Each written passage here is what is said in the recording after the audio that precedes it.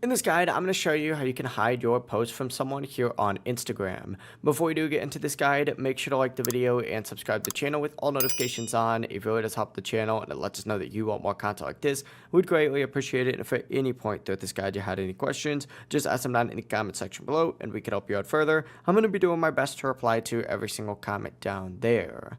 Now, the main way to do this is by blocking them. So go ahead and open up Instagram and go to the profile of the person that you want to hide your content from. For example, let's just go to this guy's profile page just like so, right? Essentially, what you need to go ahead and do once you're on their profile is tap the three dots up in the top right. And then you're going to see a little block option on here. Go ahead and select block, and then you're going to be prompted to confirm again. So tap block one more time.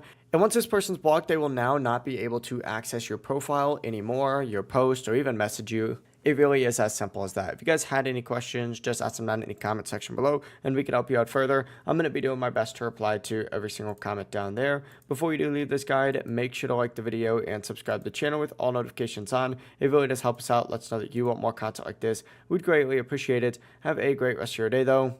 Peace.